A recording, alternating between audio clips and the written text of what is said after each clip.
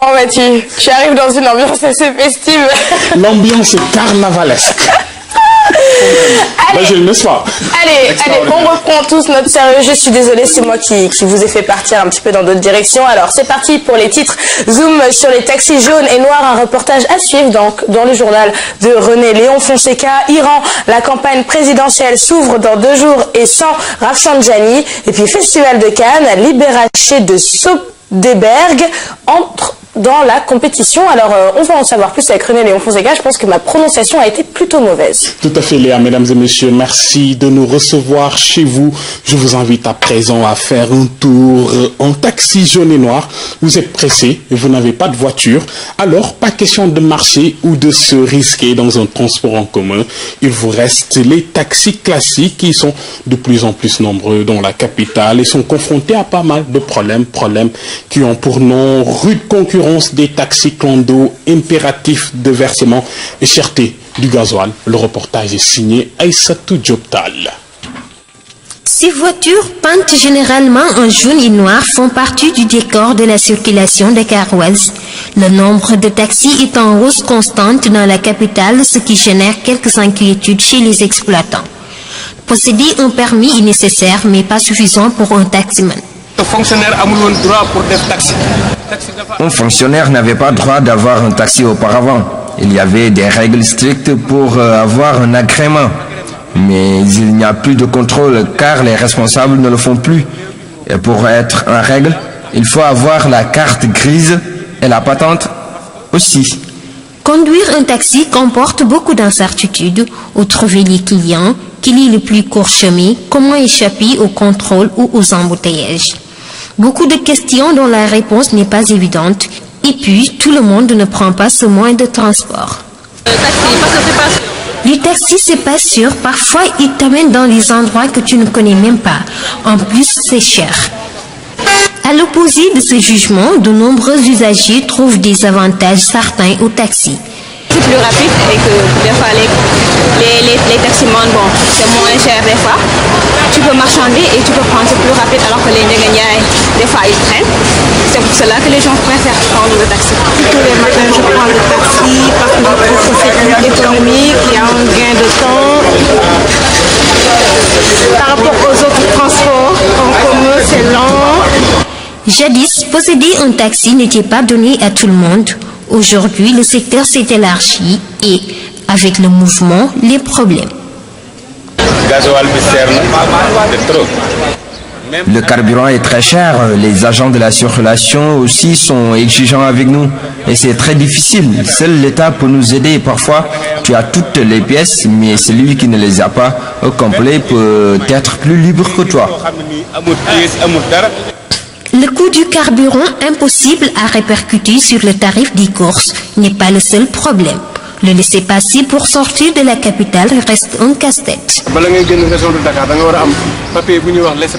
Avant de sortir de Dakar pour aller dans d'autres régions, il vous faut le laisser-passer.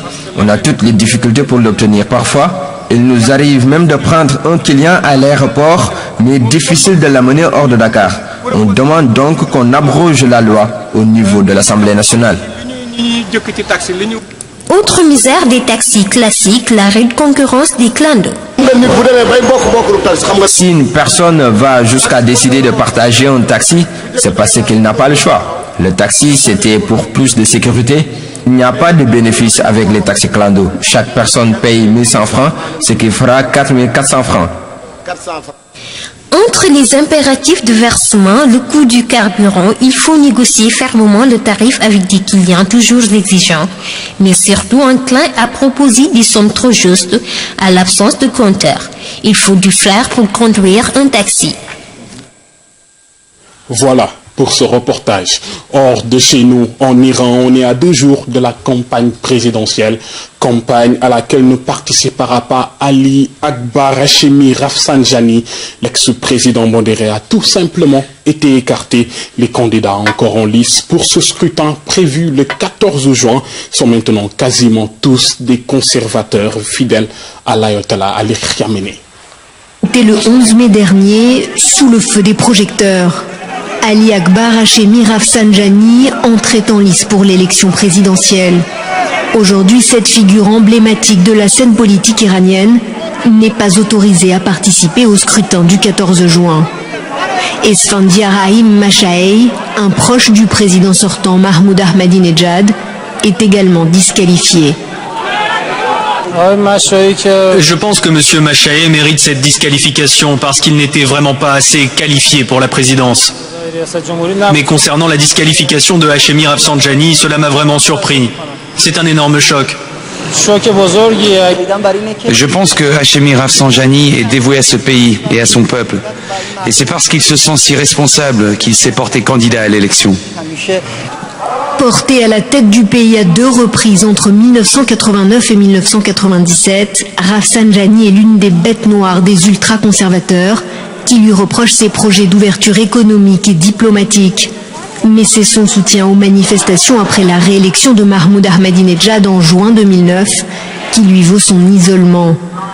Les 8 candidats retenus appartiennent en majorité au camp conservateur.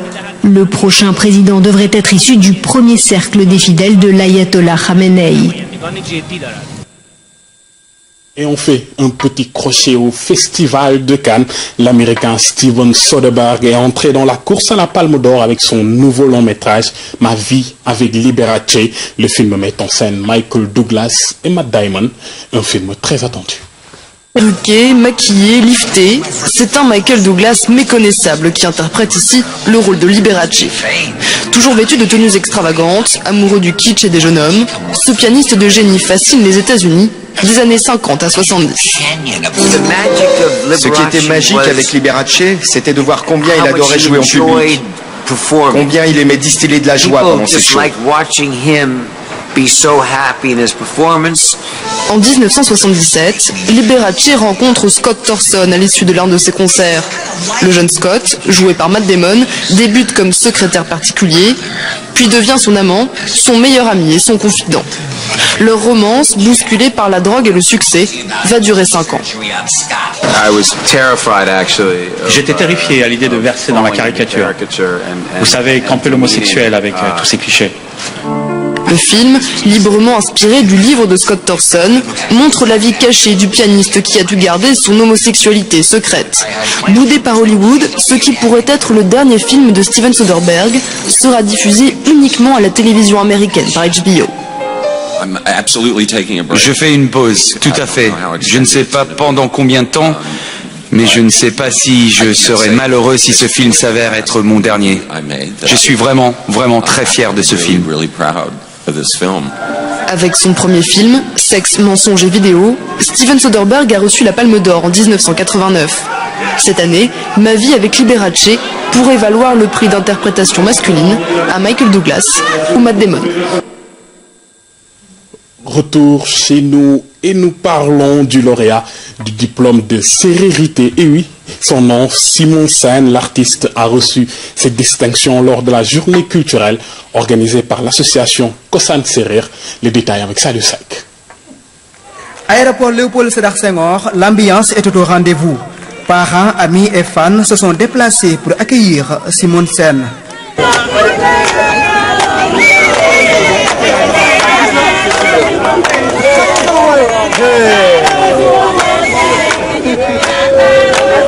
L'artiste a reçu en France le diplôme de sérérité suite à une journée culturelle organisée par l'association Kosan Serer en partenariat avec l'association Le Lien. C'est un grand plaisir pour moi d'avoir été choisi comme l'ambassadeur de la culture sérère. J'apprécie aussi l'accueil qui m'a été réservé par mes parents, amis et fans. Et mon Koromak aussi, ils sont tous là. Le public présent à l'aéroport s'est réjoui de cette distinction. Il a été relevé aussi comme ambassadeur de la musique sérère. Alors tout cela vraiment c'est une fierté pour le peuple sénégalais. En général aussi le monde sérère. L'artiste a dédié ce diplôme au président de la République Macky Sall. Simon Sen prépare son anniversaire prévu le 15 juin, date à laquelle il va vraiment fêter ce diplôme. Fin de ce bulletin d'information, mesdames et messieurs. Merci de nous avoir suivis. Je vous souhaite une très bonne journée. Jeanne Dior. C'est juste pour me dire si moi aussi j'ai reçu le diplôme de Sérère. Diplôme de sérérité. Je n'ai pas encore reçu le diplôme, mais je sais que voilà, on est Sérère, on parle de Sérère et on essaiera d'avoir le diplôme. On va essayer de faire comme Simon Sen. C'est un digne représentant du Sérère.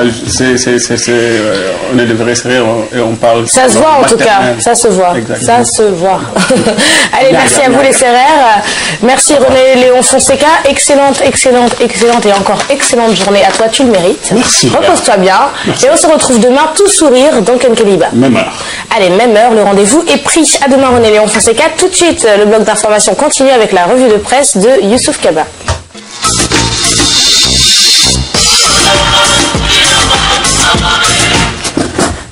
Youssouf Kaba qui porte des rayures ce matin. Nafio. Ça veut dire que tu t'es réveillé du bon pied? Oui, je me suis réveillé de bon pied. Je te salue en Sérère. Nafio, ma femme, elle est Sérère.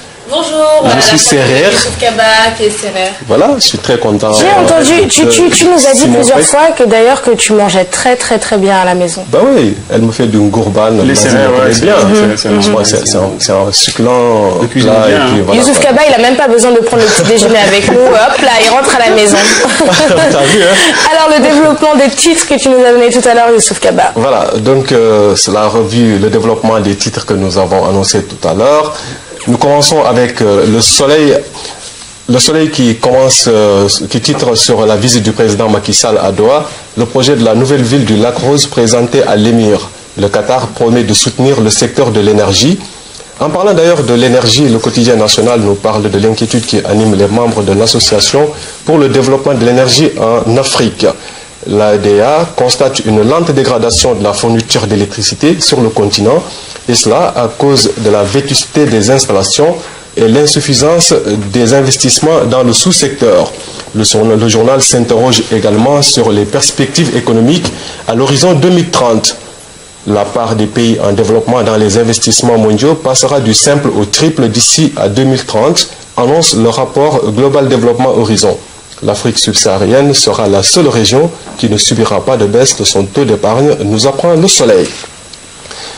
Le quotidien LAS barre à sa une ce matin la visite de Omar Sarr en Mauritanie. Alors qu'il fait l'objet d'une interdiction de sortie du territoire, il part en Mauritanie et revient par le vol Sénégal Airlines. Omar Sarr nargue ainsi Macky Sall, Mimi Touré, le ministre de la Justice, et Pathé Seck, son homologue de l'Intérieur. Selon le quotidien LAS, nous avons voulu montrer que c'était une vaste farce. Karim aurait pu ne pas aller en prison, affirme le coordinateur du Parti démocratique sénégalais. À son sujet, toujours, son camarade de parti, Doudou Wade, estime qu'il était allé regarder un film en Mauritanie. Tout ceci, selon le quotidien de Sacré-Cœur, pour mettre à nu l'écroulement de nombreuses failles du système Macky. À propos toujours de ces failles, le journal Le Quotidien nous apprend la situation peureuse du Sénégal face aux djihadistes, affaiblissement des confréries, discours peu crédibles des chefs religieux, crise de l'enseignement, le contenu du rapport sur la paix et la sécurité dans l'espace CEDEAO. Les chefs religieux et les confréries ne jouent plus le rôle de bouclier, a écrit Le Quotidien. L'Observateur titre sur la visite prochaine du président américain au Sénégal. Des missions secrètes de reconnaissance de terrain et réseaux d'information auraient déjà séjourné dans notre pays. Les deux voyages de services protocolaires et de la sécurité présidentielle américaine au Sénégal, Barack Obama attendu chez nous le 26 juin prochain, confirme l'Observateur. Réumi parle de l'apologie de la violence et trouble à l'ordre public. Yokouté porte plainte contre Baragay. Le secrétaire général de l'UJTL récidive à Bambey, nous apprend Réumi. Une plainte est déposée sur la table du procureur. Sud Quotidien sur le flou qui entoure les chercheurs de l'ISRA. L'Institut n'a pas reçu de budget en 2013 à la suite de la décision du ministre du Budget qui n'a pas approuvé le fonds devant être alloué à l'Institut sénégalais de recherche agricole. Et du coup, le syndicat autonome de la recherche agricole et agroalimentaire hausse le ton et réclame des indemnités de recherche, nous apprend Sud Quotidien. La Tribune révèle une nouvelle tournure dans la traque des biens mal acquis. À la recherche des mallettes et des lingots d'or, des perquisitions ont été menées chez les dignitaires de l'ancien régime. Villas, vergers et jardins ont été fouillés de fond en comble et sur ce, rien n'a été laissé en rade, affirme la Tribune. 27 milliards de francs CFA dans le vent. C'est le titre de l'office qui montre l'angoisse du ministre de l'Environnement face aux dégâts causés par les feux de brousse. Une évaluation des pertes annuelles évaluée à 27 milliards de francs CFA, un chiffre alarmant. Sport avec Stade mondial 2014, liste des Lions, le commando sur Luanda lancé vendredi. Le sélectionneur national Alain Giresse procédera à la publication des joueurs retenus pour le match Angola-Sénégal. Tout le sport annonce la retraite de Omar Daf. Daf jouera son dernier match ce dimanche et met fin à sa carrière sportive. J'espère avoir laissé une belle image. 2002, mon meilleur souvenir, ce sera un plaisir de servir le Sénégal, a-t-il laissé entendre, selon le quotidien Tout le Sport.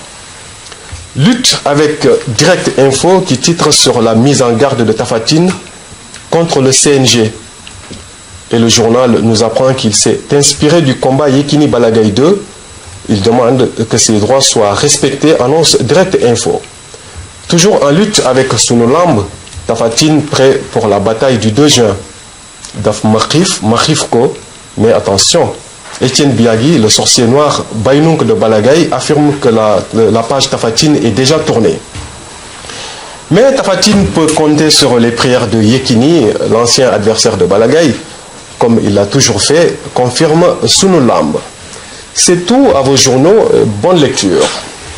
Merci beaucoup Youssouf Kaba. Merci Léa. On lira donc tous ces journaux avec beaucoup de plaisir aujourd'hui. Voilà, donc tu as vu le combat qui profile à l'horizon entre Serer et Sossé. Tout à tu es de fait. quel côté toi, Basile? Ah mais quand même. La question ne se pose même pas. Exactement. Si. Quand on est serrère, on reste serrère et puis on défend les serrères. On est digne et voilà. Et Inch'Allah. Est-ce que tu as reçu un diplôme de sérérité comme pas pour le moment, mais il y aspire en tout cas. Voilà. Il y aspire. Moi en tout cas je m'investis sur le secteur. Hein. Je veux, franchement, tu vois, comme je dis, je suis en train de balancer vers voilà, tout à fait. le serrère, quoi. C'est vrai que quand on a une femme serrère, c'est compréhensible en tout cas qu'on balance vers le côté serrère. Tu vois, hein. Allez, merci beaucoup Youssouf Kaba.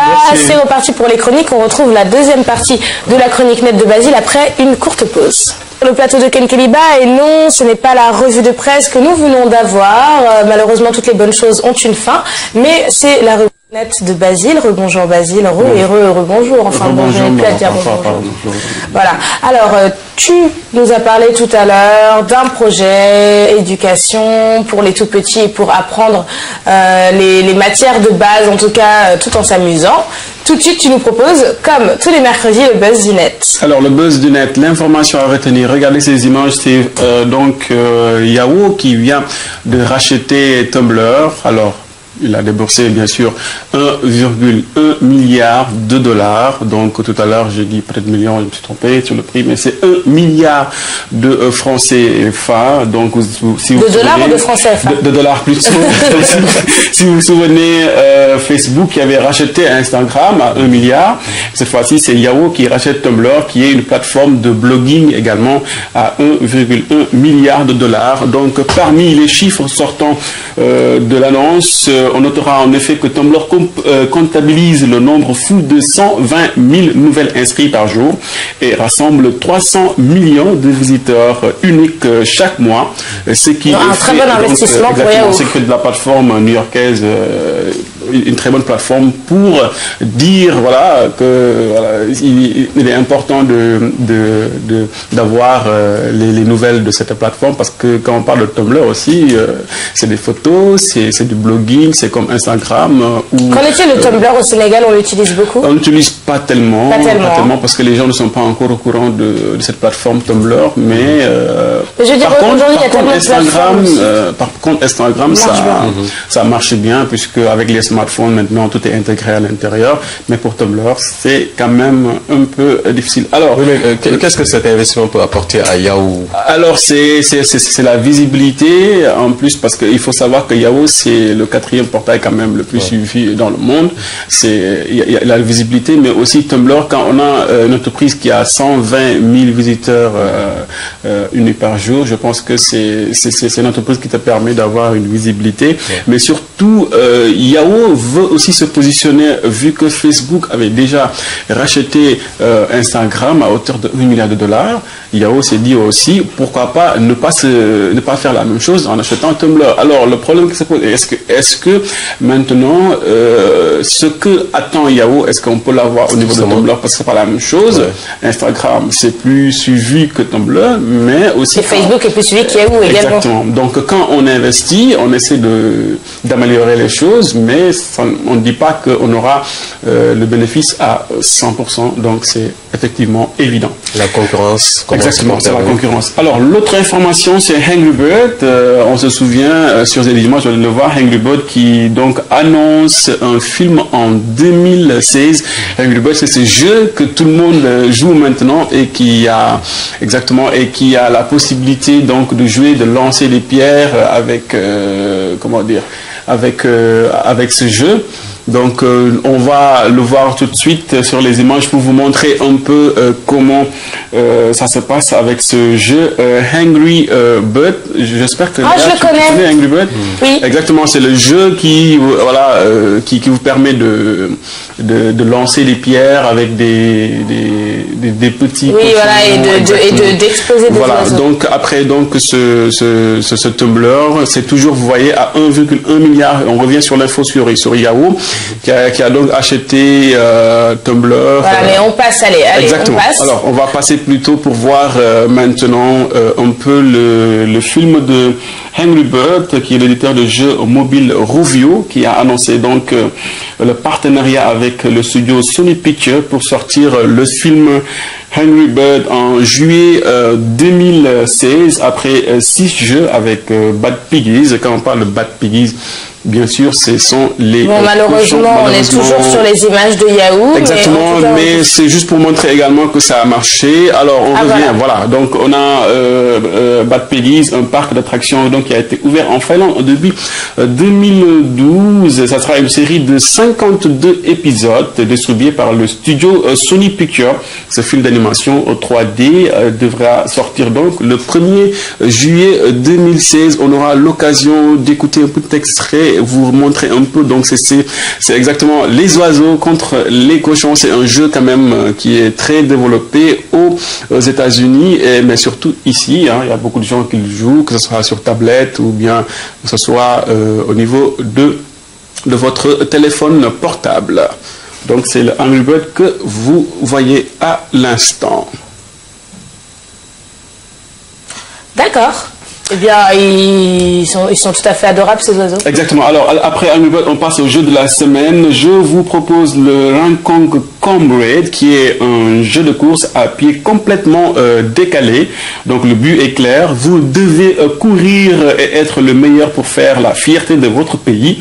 Un pays qui s'appellera, bien sûr, légèrement une certaine URSS communiste. Ah bon? Le système, exactement, fait courir votre personnage automatique. Vous devez seulement effectuer quelques actions pour tricher, bien sûr, et faire mordre la poussière à vos concurrents. C'est un jeu originaire de quel pays? C'est un jeu qui a été développé par un jeune qui est nostalgique de l'URSS. Pas trop nostalgique, c'est peut-être qu'ils ont eu l'esprit de mettre le pays URSS, mais bon, si c'est un peu bizarre quand même. Ouais, c'est un peu bizarre de parler de l'URSS, mais c'est quand même un simple jeu qui a été développé, et je pense que c'est l'aspect qui se démarque de ce jeu, bien sûr, c'est l'humour.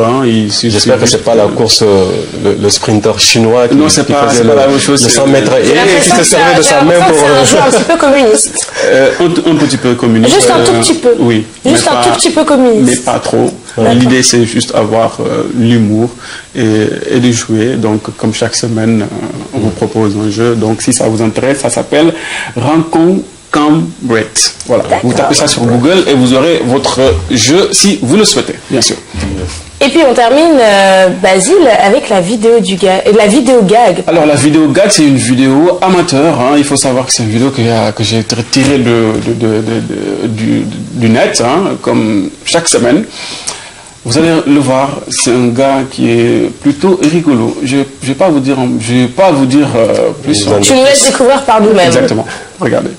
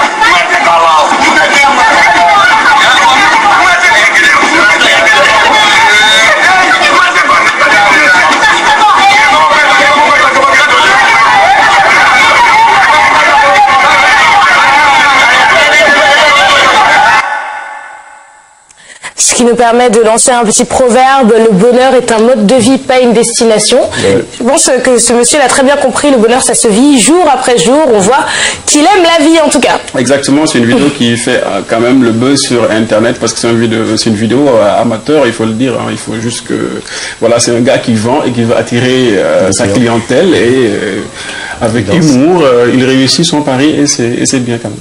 Alors merci beaucoup à vous deux, merci à toi Youssouf Kaba, merci Basile également, merci à Jeanne pour la chronique enfance, merci à René Léon Fonseca, à toi Youssouf Kaba pour nous avoir servi en tout cas le bloc d'information ce matin dans Ken Keliba. Merci à l'invité de ce matin, il s'agissait de monsieur Abdou Khadr Gaye, président de l'EMAD, l'entente des mouvements et associations de développement en selle dans l'actualité, l'intronisation ou la présentation plutôt du grand Sérine de Dakar. Il était avec nous tout à l'heure sur ce plateau. Alors merci à toute l'équipe de production et on souhaite un très bon anniversaire à notre caméraman Elhaj Malik Dien. Voilà, c'est son anniversaire aujourd'hui, donc on lui fait un gros coucou, on lui fait un gros bisou. Ce caméraman qui célèbre déjà depuis presque 3 ans pour tous les matins vous servir votre tasse de Ken Keliba. Donc voilà, on le salue et puis on lui souhaite une excellente journée. Également à vous, on se donne rendez-vous demain, même heure, même chaîne pour une nouvelle tasse de Ken Keliba. En attendant, on se quitte sur les images d'une violoniste grâce à Jeanne Dior. On termine en beauté donc avec de la musique et puis beaucoup de plaisir sur ces images. À demain, très bonne journée à tous.